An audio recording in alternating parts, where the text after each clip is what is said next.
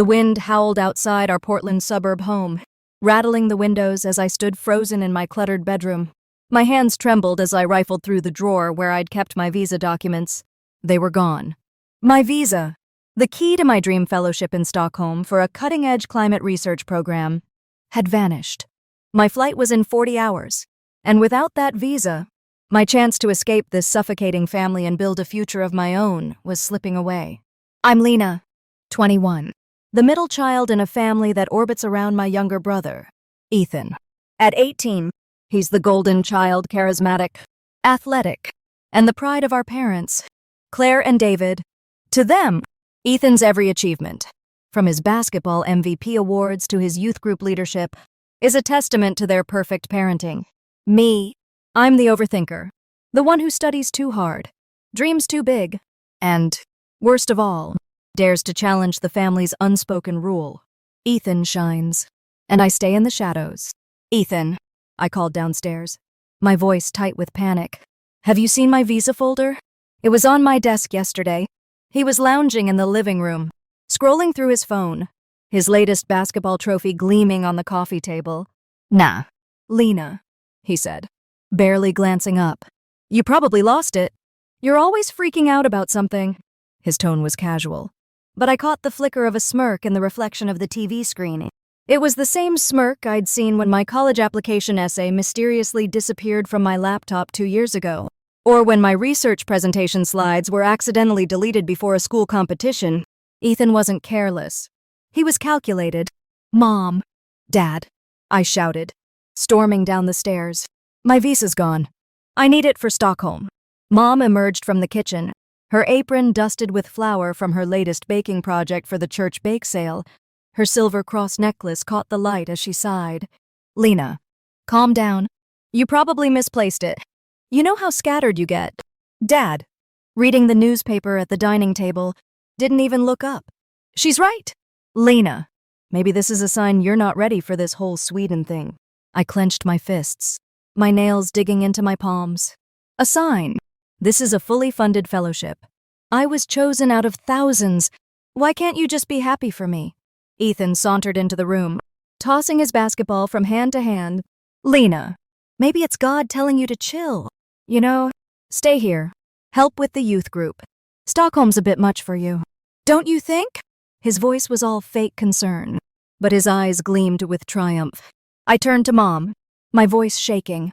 Ethan was in my room yesterday, looking for his charger. He's done this before. The essay, the slides, none of those were accidents. Lena, that's enough. Mom snapped, her face hardening. Accusing your brother without evidence. Ethan's been picked as the new youth group leader. He doesn't have time for your paranoid theories. Ethan's eyes welled up with crocodile tears right on cue. I just want her to be okay. Mom, she's always trying to make me the bad guy. Dad folded his newspaper, his voice stern. Lena, family meeting. Now, in the living room, they sat like a jury, ready to deliver their verdict. Mom patted the couch beside her. Sweetheart, let's talk about this fellowship. It's such a big leap. Maybe it's too much for you right now. There's nothing to talk about, I said, standing my ground. I earned this. I'm going. Dad raised an eyebrow. Without a visa. Lena, be realistic. Maybe this is a blessing in disguise. Blessing, I scoffed, my voice rising. Like when my essay got deleted the night before the deadline, or when my presentation slides vanished. You think those were coincidences? Ethan's voice quavered. All theatrical? She's just jealous. Dad, ever since I got the youth leader role, she's been trying to one-up me. Mom pulled Ethan into a hug, shooting me that look, the one that said I was the problem. Always causing drama. Lena, sometimes God closes doors for a reason. Pastor Thomas talked about accepting his plan last Sunday. Remember? Something inside me clicked.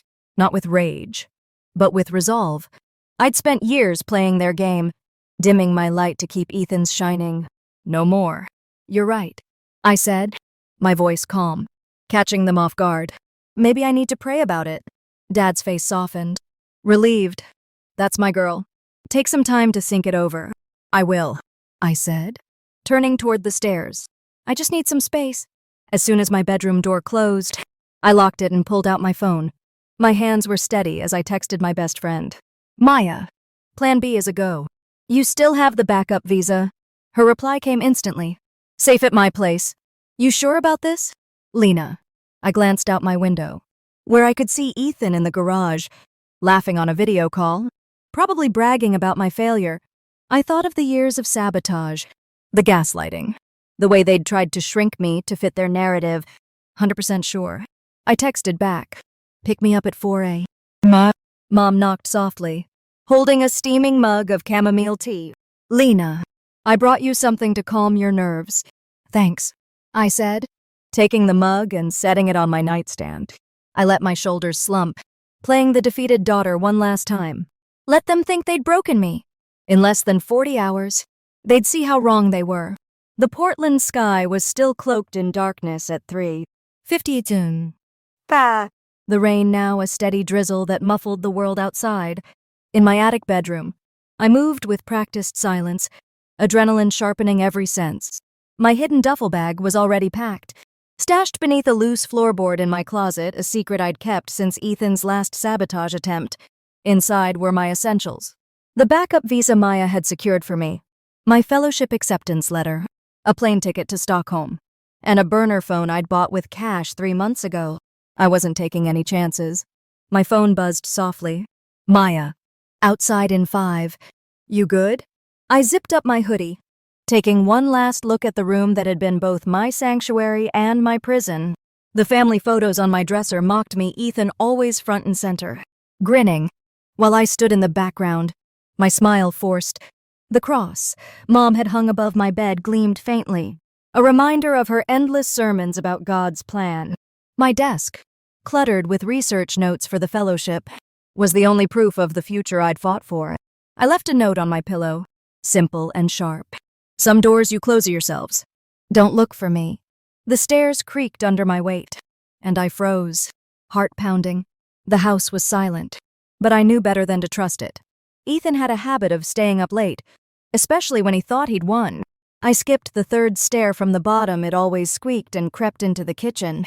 The faint scent of coffee lingered. The pot set to brew for Dad's morning routine. It felt like the house itself was conspiring to keep me here, whispering, stay, conform, be less. My burner phone vibrated again. Maya. Here. Black SUV. Headlights off. I edged toward the front door, my hand on the knob, when a floorboard groaned upstairs. My breath caught. Footsteps followed, slow and deliberate. Descending the stairs, someone was awake. I ducked behind the kitchen island, pulse racing, as Ethan's silhouette appeared in the hallway. He was in his basketball sweats, phone in hand, scrolling with that same infuriating smirk. He paused, head tilting like he'd heard something, then shuffled toward the living room. I waited, counting seconds, until I heard the couch springs creak under his weight. Now or never. I turned the doorknob millimeter by millimeter, wincing as the hinges let out a faint groan. The drizzle outside was my only cover as I slipped through the door, pulling it shut behind me. The cold air hit my face, sharp and freeing, but I didn't have time to savor it. Lena. Ethan's voice cut through the quiet, sharp and suspicious. He was at the door, yanking it open before I could reach the lawn. What the hell are you doing? I froze, halfway across the yard, my duffel bag slung over my shoulder. His eyes narrowed, taking in my outfit, the bag, the burner phone in my hand. The smirk was gone, replaced by something colder realization. You're sneaking out, he hissed, stepping onto the porch. After all that drama about your visa, you think you're so smart? Don't you? Back off. Ethan, I said, my voice low but steady. I'm done with your games. He laughed, a cruel edge to it, and took a step closer. Games? You're the one playing victim. Lena. Mom and Dad are gonna lose it when they hear you're running away like some ungrateful brat. I backed toward the curb, where Maya's SUV idled in the shadows. Ungrateful. For what? Years of you sabotaging me. The essay you deleted. The slides you trashed. Or maybe the visa you stole yesterday. His face twitched. Just for a second, but it was enough. Guilt. He recovered quickly, folding his arms. Prove it. Oh. Wait, you can't. Just like you couldn't prove any of it. You're just the crazy sister who can't handle me being better than you. The SUV door opened, and Maya stepped out, her silhouette tense. Lena, we gotta go. Now. Ethan's eyes flicked to her, then back to me. You're not going anywhere. He lunged forward, grabbing for my duffel bag. I twisted away, but he caught the strap, yanking hard. The bag slipped, and for a moment, we were locked in a tug of war, rain soaking us both. Let go, I shouted, planting my foot and pulling with all my strength. The strap snapped, and I stumbled back. Clutching the bag, Ethan staggered, catching himself against the porch railing. You're making a mistake, he snarled, his voice low enough not to wake the house. You think you're gonna be some big shot in Sweden? You'll crash and burn, and I'll be here, watching Mom and Dad pick up the pieces. I backed toward the SUV, my heart hammering but my resolve unbroken. Keep telling yourself that, Ethan. But this time, you don't get to win. Maya opened the passenger door, and I threw myself inside, slamming it shut. Go, I said, and she floored it, the tires squealing against the wet pavement. In the rearview mirror, I saw Ethan standing in the driveway, rain plastering his hair to his face, his expression a mix of fury and disbelief. Lights flicked on in the house. Mom and Dad were waking up. Holy shit, Maya breathed, taking a sharp turn. That was intense. You okay? I nodded, my hands shaking as I zipped the duffel bag open to check its contents. The backup visa was still there, safe in a waterproof pouch. Better than okay. I'm out? Not yet, Maya said, glancing in the mirror. They might follow us. I've got a plan. My cousin's car is parked at the 24-hour diner 2 miles from here. We'll switch vehicles? They don't know his plates. I managed a small smile. You've thought of everything. Had to, she said, her voice softening. I saw what they did to you. Lena. The essay. The slides. The way they gaslight you. When you told me about the fellowship back in January, I knew they'd try something. That's why I pushed you to get the backup visa. I leaned back in the seat, the weight of her words settling over me.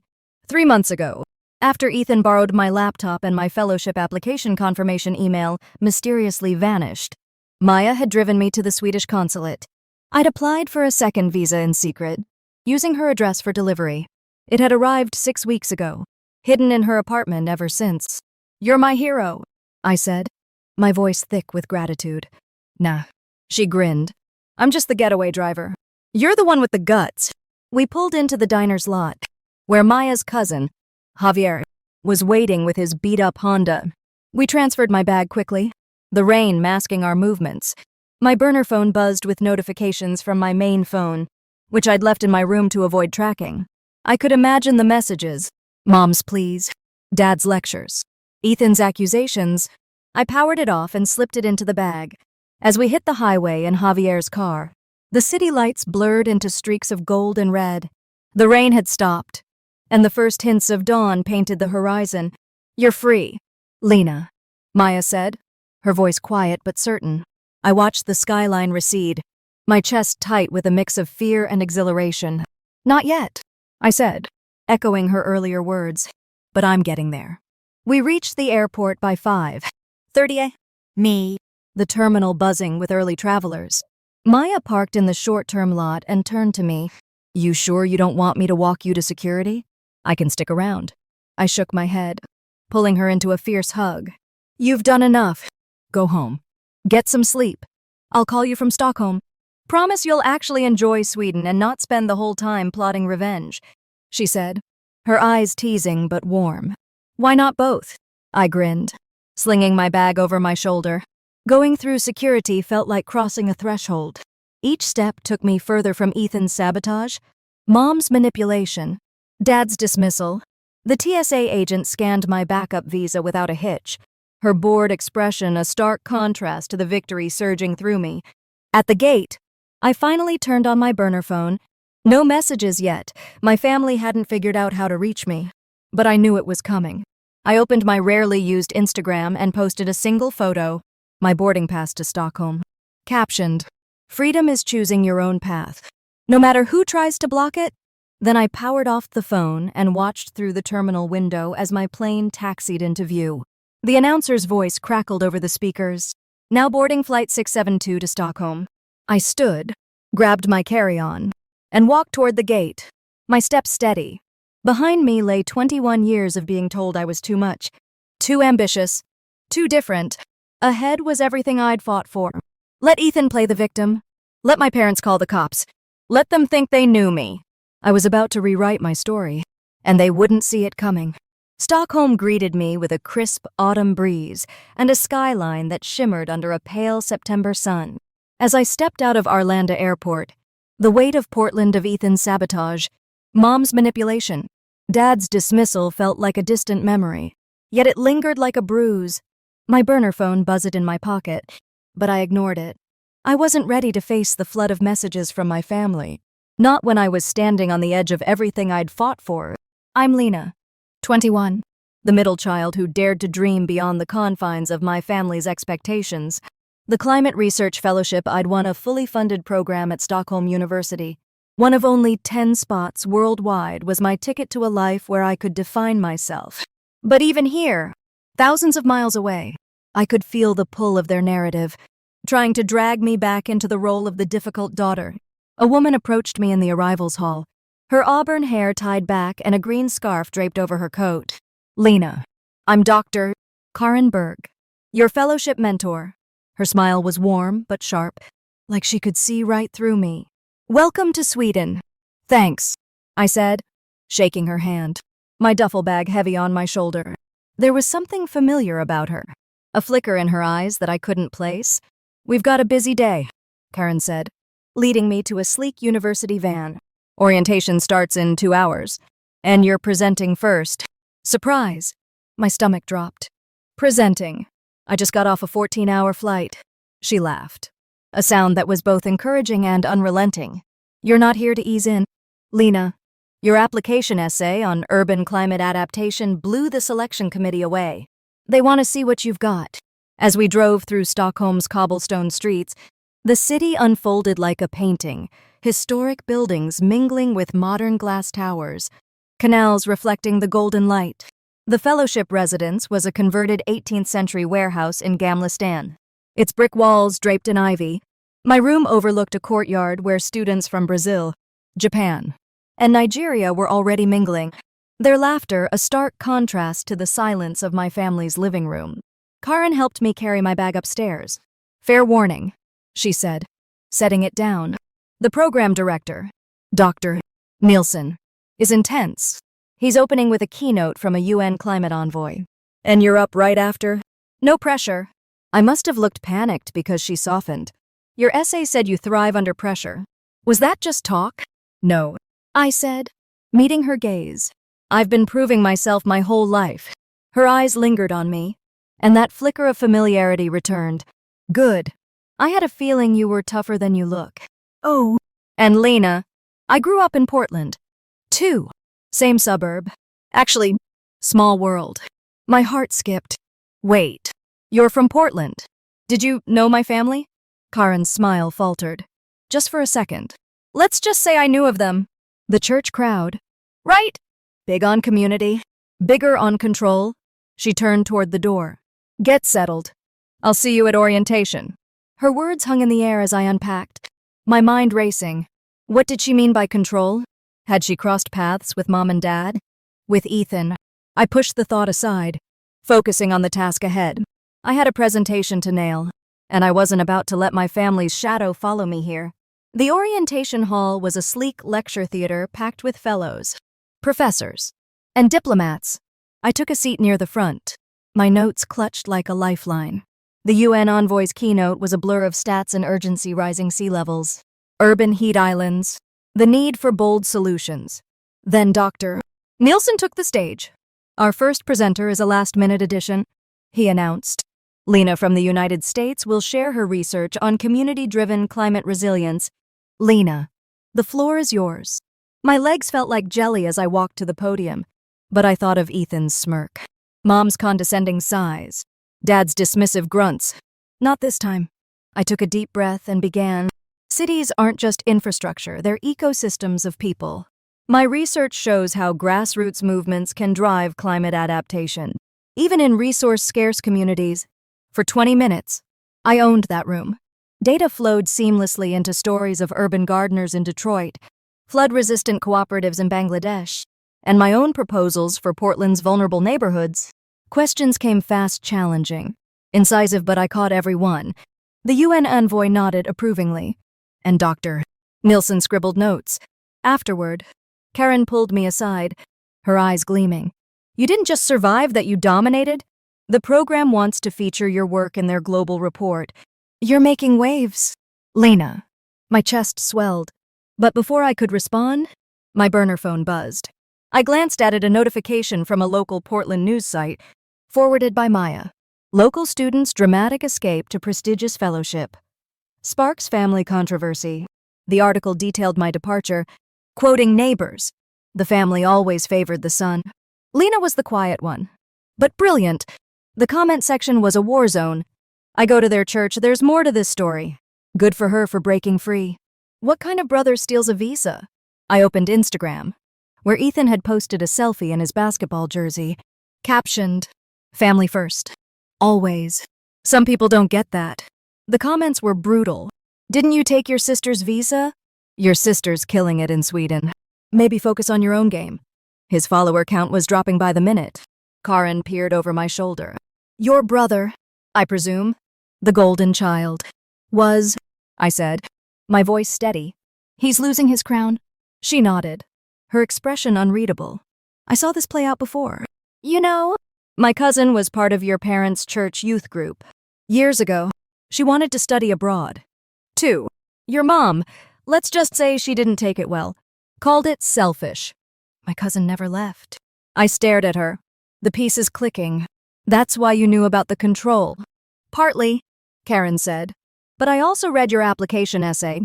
You didn't just write about climate, you wrote about resilience. About surviving systems that try to hold you back. I knew you'd make it here. My phone buzzed again. A text from Maya. Your mom's freaking out on the church Facebook group. Posted about praying for your return. Ethan's youth group kids are asking questions. It's a mess. I imagined mom's frantic typing, dad's silent fury, Ethan's crumbling facade. For years, they'd painted me as the problem, too ambitious, too defiant. Now the world was seeing the truth. Karen handed me a tablet. Check your email. The program's PR team wants you for an international promo video. Filming starts tomorrow. I opened my inbox, and there it was. An invitation to speak at a UN climate conference in Geneva next month. My hands shook as I realized what this meant. Back in Portland, my family would have to watch me succeed. No matter how hard they tried to rewrite the narrative. That night, I sat in the courtyard with other fellows, sharing stories over steaming mugs of glug. For the first time, I felt seen, not as the difficult daughter, but as Lena, researcher, dreamer, survivor. My phone lit up with a news alert. Portland student named rising star in global climate research. Karen appeared, holding 2 glasses of sparkling cider. Congrats, she said, clinking her glass against mine. But you might want to check your email again. The program director had written, your presentation was exceptional. We'd like you to lead a panel at the Geneva conference. International press will be there. I pictured Ethan's face when he saw the news. Mom and Dad scrambling to explain why they'd never mentioned my achievements. To new beginnings, I said, raising my glass. Karen smiled. To rewriting the story. Under Stockholm's starry sky, surrounded by people who valued my light instead of trying to dim it. I felt something shift. This wasn't just about escaping anymore. It was about becoming who I was meant to be. My phone buzzed one last time, a text from Mom. Lena, please come home. We're worried. I turned it off and rejoined the group, where someone was proposing a midnight walk along the waterfront. Let them worry. Let them watch. I was done living in their shadow. The Geneva conference hall buzzed with anticipation, its high ceilings and glass walls amplifying the energy of the gathered diplomats, scientists, and journalists. I stood backstage, my hands steady despite the weight of the moment. In less than 10 minutes, I'd address the UN Climate Action Summit, not just as a fellowship recipient, but as a voice for grassroots resilience. My presentation was polished, my slides flawless, but I carried something else today, a file of evidence that would shatter my family's carefully curated facade. I'm Lena, 21, The middle child who escaped a family determined to keep me small. A month into my climate research fellowship in Stockholm, I'd found my place among scholars who valued my ideas, not my compliance. But back in Portland, my family, mom, dad, and my golden boy brother, Ethan, were scrambling to salvage their reputation as my success cast a spotlight on their sabotage. My burner phone buzzed in my pocket. A text from Maya. Ethan just posted a video. He's apologizing. It's a train wreck. Check it? I hesitated, then opened Instagram. Ethan's latest post was a tearful selfie in his church's youth group room, his voice quavering. I've made mistakes, he said, eyes downcast. I never meant to hurt Lena. I just wanted to protect our family. Please pray for us. The caption read, Learning to grow through grace. The comments were merciless. Protect the family. By stealing her visa. This is damage control, not an apology. Your sister's speaking at the UN, and you're crying for likes. His follower count, once in the thousands, was hemorrhaging. I closed the app, a mix of satisfaction and exhaustion washing over me. Ethan's act wasn't working anymore. Dr. Karen Berg, my mentor, appeared beside me, her green scarf a familiar anchor. Ready? She asked, adjusting my lapel mic. The room's packed BBC, Al Jazeera, you name it. Ready, I said, clutching my tablet. But I'm adding something to the presentation. Her eyes narrowed, catching the edge in my voice. Something personal. Something true. I replied. They've lied about me for years. Today, they learn what happens when you underestimate me. Karen's expression softened. But there was a glint of something else, pride. Maybe. Or recognition. I told you about my cousin, didn't I? The one your mom shamed for wanting to study abroad. She never got her moment. You're getting yours. Make it count. The memory of Karen's revelation in Stockholm hit me again. Her cousin, Sarah, had been part of my parents' church youth group in the 90s. When Sarah won a scholarship to Paris, Mom, then a youth group volunteer, had called her selfish and rallied the church to guilt her into staying. Sarah gave up her dream and never left Portland. Karen's stake in my success wasn't just professional, it was personal. The program director's voice echoed through the hall. Our next speaker, Lena from the United States, will present her research on community-driven climate solutions and share her journey to this stage. I stepped into the spotlight, the crowd a sea of expectant faces. Climate resilience isn't just about infrastructure. I began, my voice clear. It's about empowering communities to adapt, even when systems resist change. For 15 minutes, I wove data with stories, urban farms in Lagos, flood barriers in Jakarta, my own proposals for Portland's low-income neighborhoods. The room was rapt, questions sharp but respectful. Then I clicked to a new slide, one I'd added last night. The title, Resilience Beyond Research. Before I conclude, I want to address something personal, I said, my tone steady. Success often comes despite obstacles, not because of support. My journey here wasn't just academic, it was a fight against a family who tried to stop me. Murmurs rippled through the audience. I opened my tablet and projected an email thread, dated 2 years ago. This is an email my brother, Ethan, sent to himself from my laptop, containing my college application essay. He deleted it from my drive the night before the deadline. Gasps echoed. I clicked again, showing a time-stamped photo. This is my fellowship application confirmation, emailed to me in January. My brother claimed my laptop crashed and deleted it. I had to resubmit from a backup. The final slide was a screenshot of a text from Ethan, sent months ago. You think you're going to Sweden? Good luck without a visa. Sis. The room went silent, then erupted with questions. Lena, are you saying your family deliberately sabotaged your career? A BBC reporter called out.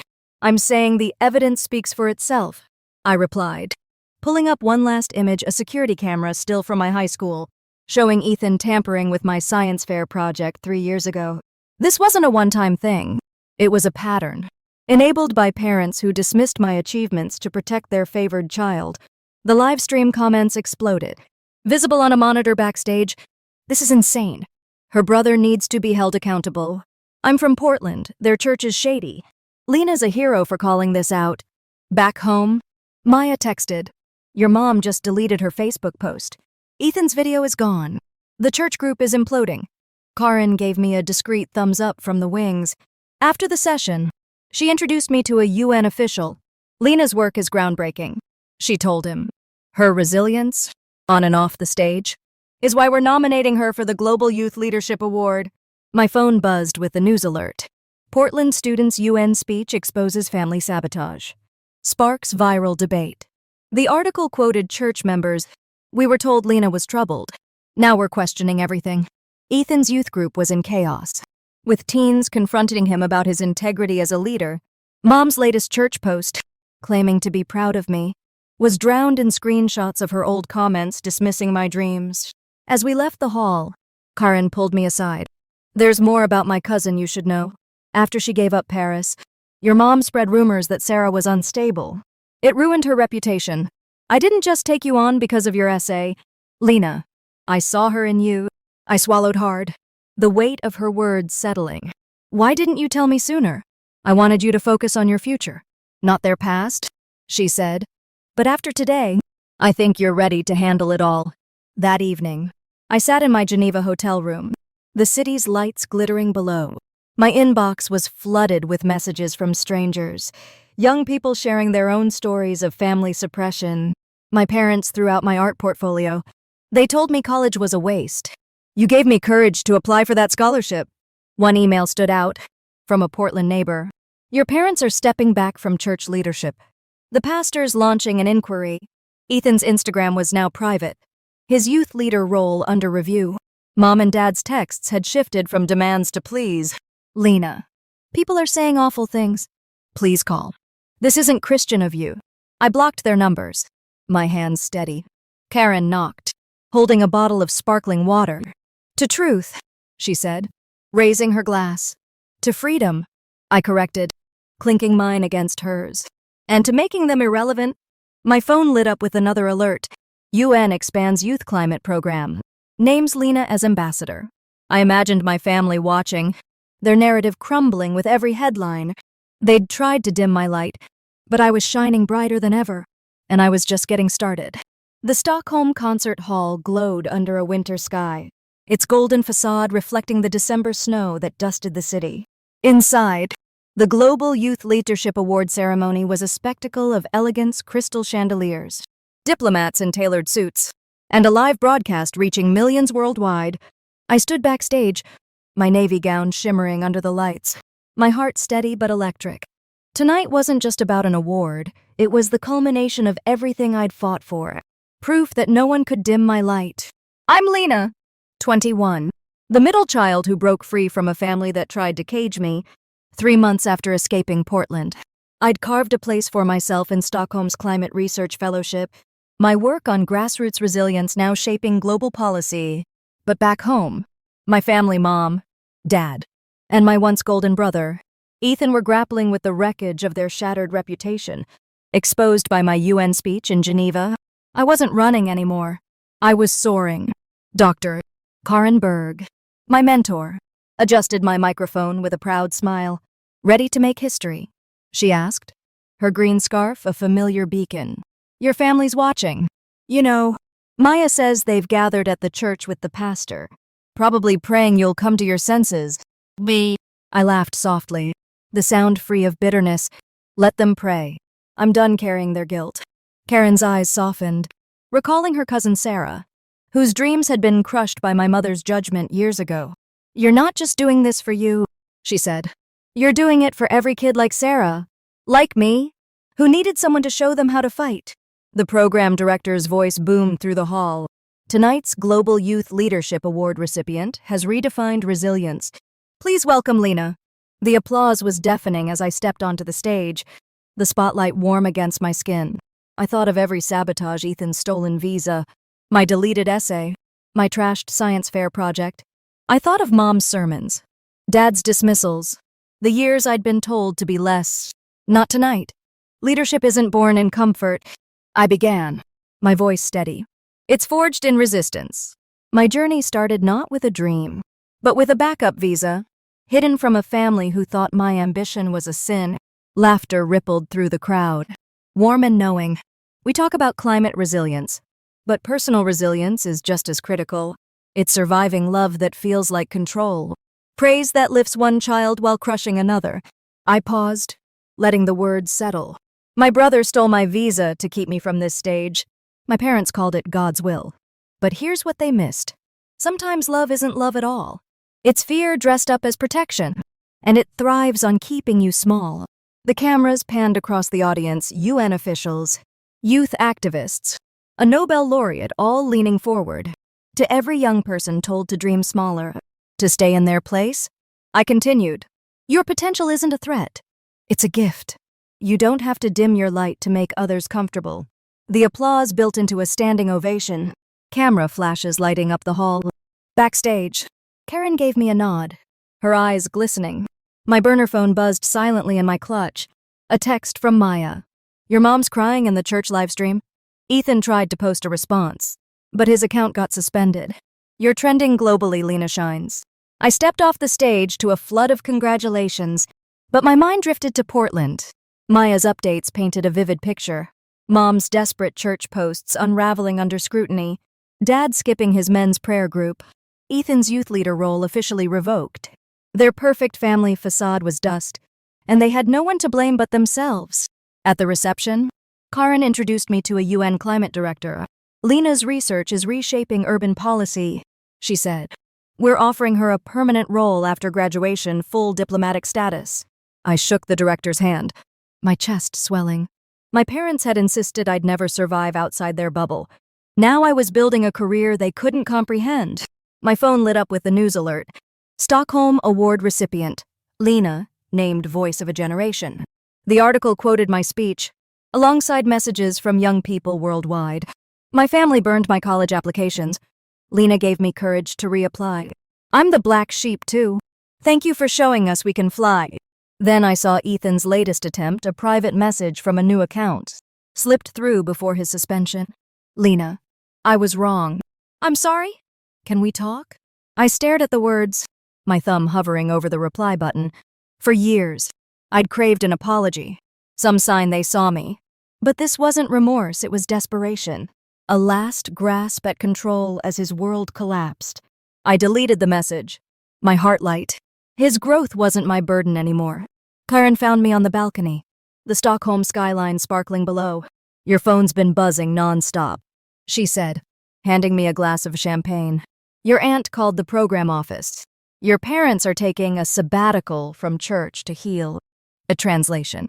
They can't handle the gossip. I laughed, the sound freer than ever. And Ethan lost his scholarship to that basketball camp, she said. Turns out, his coach didn't appreciate the character concerns. Karma doesn't take prayer requests. We clinked glasses. To the black sheep, Karen said. To never looking back, I corrected, the champagne crisp against my lips. The next morning, I opened my laptop to an email from the UN director. We're expanding your speaking tour Asia, Africa, Latin America. Your story is a movement. Another email caught my eye. From an unknown sender. I saw your speech. I'm leaving for college tomorrow.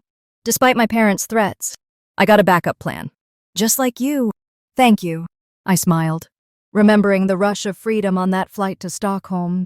Keep shining, I typed back. The world is bigger than their fears. Later, I walked through Gamla Stan with my fellowship cohort, their laughter wrapping me in a warmth I'd never known at home. They were my family now, Karen, who saw my strength. Maya, who drove me to freedom. These scholars, who celebrated my light. My phone buzzed one last time, a voicemail from Dad. Lena, we saw the news. We just want to talk. I deleted it without listening. Their words couldn't reach me anymore. I was done performing for their approval, done shrinking to fit their story. Below, Stockholm's canals reflected the dawn, each ripple a possibility, a future unbound by their limitations. As we reached the waterfront, someone proposed a group photo. I stood in the center, my smile unforced, my gown catching the light. The camera flashed, capturing not just a moment, but a truth. I wasn't the difficult daughter, the black sheep, the failure. I was Lena, researcher, leader, survivor, and my light was just beginning to shine. The Nairobi skyline glittered under a warm March evening in 2028, its modern towers blending with the vibrant pulse of the city. I stood on the balcony of the UN Environment Program headquarters, my silk dress catching the breeze as I prepared to address the Global Climate Resilience Summit. At 24, I was no longer just Lena, the middle child who fled Portland's shadows. I was Dr. Lena Harper, UN Climate Ambassador. My research on community-driven adaptation now a cornerstone of international policy. Tonight's keynote would launch a $500 million fund for urban climate projects. Inspired by my work, my phone buzzed with a message from Dr. Karen Berg, my mentor and friend, who was in Stockholm finalizing her own research institute. You're about to change the world again. Proud of you, I smiled, thinking of the journey that brought me here, escaping my family's sabotage, defying their narrative, building a life where my light could shine unbound. Portland felt like a lifetime ago, but its echoes still lingered, faint but persistent. Back in 2025, my Global Youth Leadership Award speech had gone viral, exposing my brother Ethan's theft of my visa and my parents' complicity. The fallout had been swift. Ethan lost his youth leader role. Mom and Dad retreated from church leadership, and their perfect family facade crumbled under public scrutiny. I'd blocked their numbers, choosing a new family, Karen. Maya, my fellowship cohort who celebrated my ambition instead of suppressing it. But time has a way of unearthing buried truths. And tonight, I'd face a piece of my past I hadn't expected. The summit hall was a sea of delegates from 80 countries, their applause warm as I took the stage. Resilience isn't just about surviving. I began, my voice carrying the confidence of years. It's about thriving in the face of resistance, whether from climate crises or systems that demand you stay small. I shared stories of Nairobi's rooftop gardens, Mumbai's flood cooperatives, and my own path from a sabotaged visa to this podium. The crowd hung on every word, their questions sharp but inspiring. As I stepped off stage, a UN aide approached, her expression hesitant. Dr. Harper, there's someone here to see you. She says she's your mother. My heart stuttered. Mom? Here. I'd had no contact with my family in 3 years. Not since I deleted their voicemails begging for reconciliation. Where is she? I asked, my voice steady despite the churn in my stomach. In the lobby, the aide said. She's alone. I found Mom standing by a window, her once impeccable posture slumped, her cross necklace replaced by a plain scarf. Claire Harper looked older, her face etched with lines I didn't recognize. She turned, her eyes meeting mine, and for a moment, I saw the woman who'd dismissed my dreams, who'd hugged Ethan while scolding me, but there was something new, regret, raw and unguarded. Lena, she said, her voice trembling. I had to see you. You're everywhere news. TED Talks. This summit, I didn't know how else to reach you. I crossed my arms, keeping my distance. You flew to Nairobi to ambush me. Why now? She flinched, clutching her purse. We've lost everything. Lena, the church, our friends, our standing. People still talk about what happened your speech. The visa, they call us hypocrites. Your father, he hasn't been the same. He stopped going to prayer group. And Ethan, her voice broke. He's not the boy we raised? I raised an eyebrow, unmoved. The boy you raised stole my visa, deleted my essay, ruined my science fair project. You enabled him. What did you expect? Tears welled in her eyes, but I felt no urge to comfort her. We thought we were protecting you, she said. We thought Ethan needed us more, that your strength meant you could handle it. We were wrong. I see that now. 3 years too late, I said, my tone cold. You didn't come here to apologize, Mom. You came because you're drowning in the mess you made. She shook her head, pulling an envelope from her purse. This is from Ethan. He's been in therapy. Lena. He wrote this a year ago but couldn't send it. I promised I'd try. I took the envelope, its edges worn, but didn't open it. Why should I care what he has to say? Because he's your brother, she pleaded.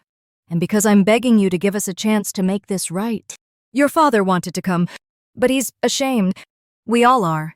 I studied her, the woman who'd once called my ambitions selfish, who'd prayed I'd fail so Ethan could shine.